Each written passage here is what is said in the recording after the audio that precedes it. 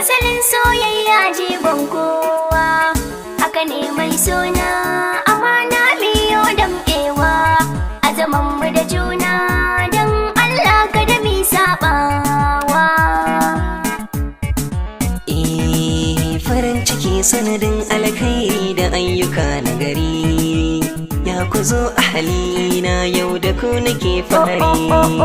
Farin ciki sanadin alkhairi da ayyuka na gari, ga mu ne nan ahalinka da kai muke fahari. Farin ciki sanadin alkhairi da ayyuka na gari, mun haɗe kai mu ne ahali abin alfahari. Ya ki zo matata, so nake ki amsa kirana, mi zama na amana ni da ke da maɗanɗana, rayuwa mai daɗi yau nake gani a gidana. Na yi roƙon Allah don farin cikin nan yayi ɗorewa.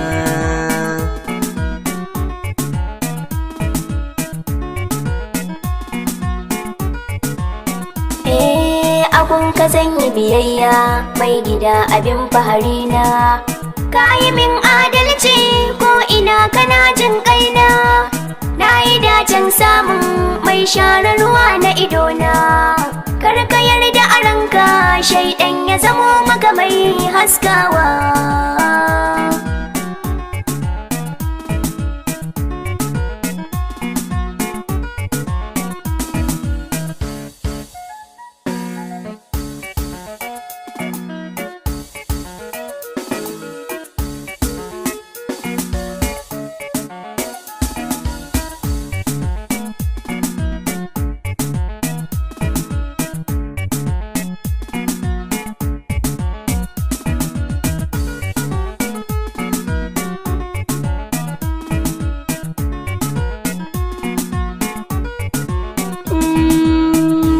Lokaci ne, duniya gidan hutu ne, karki damu a ranki komai nai ne daidai ne, ki rufe kunnanki daga maganganu na mutane, ke da ki fahimta biyayya gona karki dainawa.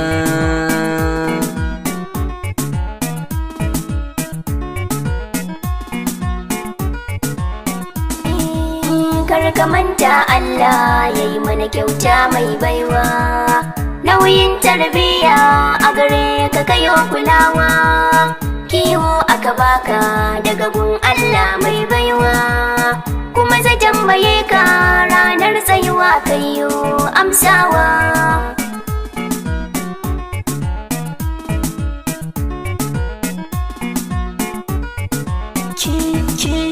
Kin sanya jikina bai sanye duka gabaina, yau gani gabanki yi alkawari zan dena, na gode Allah da ya bani yar aljanna, duk abin da kike so ki furta ne kuma zan kawowa.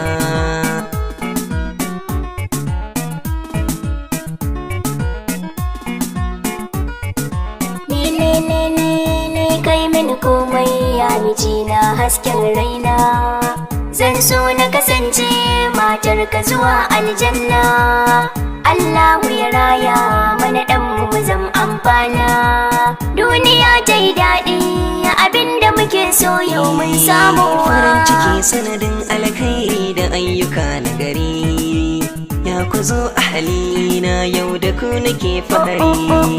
Farin ciki sanadin alkhairi da ayyuka na gari, ga mu ne nan ahalinka da kai muke fahari.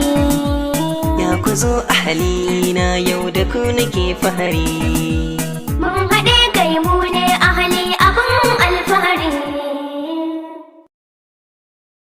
Danna subscribe a tashar Kundin Shahara, sannan ku danna ƙararrawar sanarwa domin samun ƙayatattun labaranmu. Mun gode.